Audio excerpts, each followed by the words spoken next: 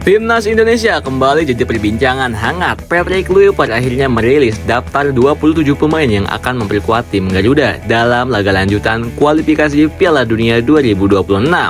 Namun seperti biasa, daftar ini menimbulkan kontroversi. Ada beberapa kejutan besar dalam pemanggilan skuad di kali ini, termasuk masuknya pemain-pemain naturalisasi baru, kembalinya beberapa nama lama seperti hilangnya beberapa pemain yang sebelumnya menjadi langganan timnas.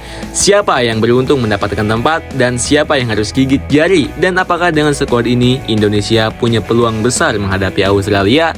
Yuk kita bahas secara mendalam.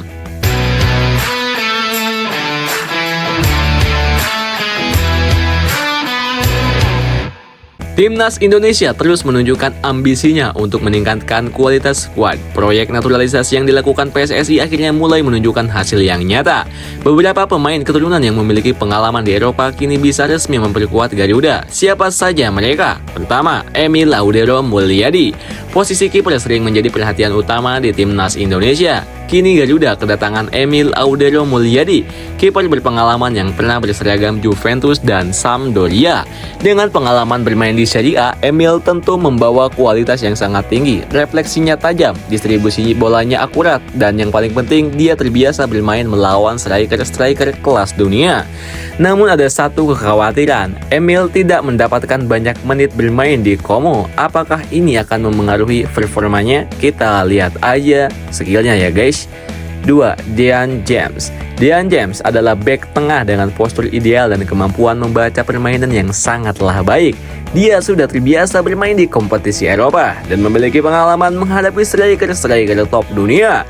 Dengan absennya Elkan Bogot, Dean bisa menjadi pilihan utama di lini belakang.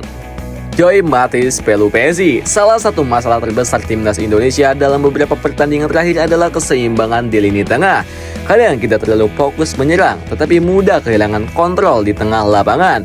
Nah, kehadiran Joy Matthijs Pelupesi bisa menjadi solusi. Dia adalah gelandang bertahan dengan kemampuan bertahan yang solid dan disiplin tinggi dalam menjaga formasi.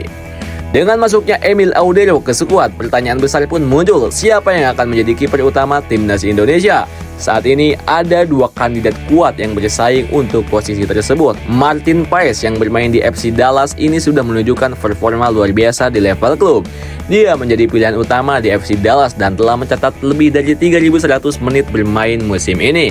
Kelebihannya ya, dia sudah punya chemistry dengan timnas, konsisten bermain reguler dan tampil solid di leg pertama melawan Australia. Emil Audero Mulyadi yang kini bermain di Palermo, ia adalah kiper berpengalaman di Serie A. Emil tentu memiliki keunggulan dalam hal mentalitas. Dia terbiasa menghadapi tekanan tinggi dan bisa menjadi pemimpin di lini belakang. Kelebihan Emil, ia punya pengalaman di level tertinggi, refleks dan shot stopping luar biasa, dan lebih tenang dalam situasi yang genting. Namun kurangnya menit bermain saat di Como bisa membuatnya sedikit kurang tajam dibandingkan dengan Bang Martin Paes yang terus bermain reguler gitu.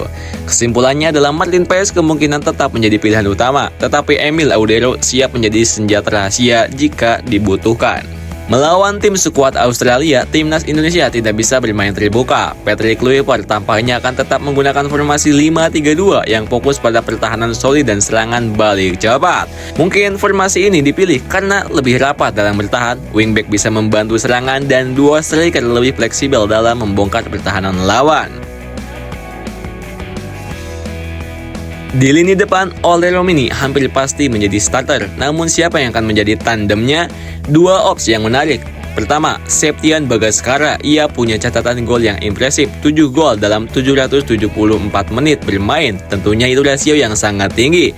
Bisa berperan sebagai target man untuk menerima umpan-umpan silang. 2. Rafael Struijk punya kecepatan dan kelincahan, bisa menarik perhatian bek lawan sehingga membuka ruang untuk Ole Romeni.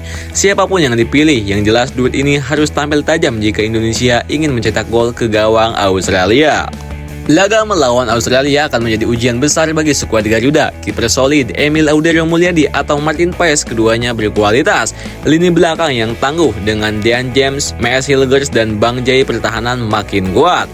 Lini tengah lebih dinamis. Kehadiran Joy Matthijs Pelupesi memberi keseimbangan. Serangan tajam Ole Romeni dan Septian Bagaskara bisa menjadi kunci kemenangan.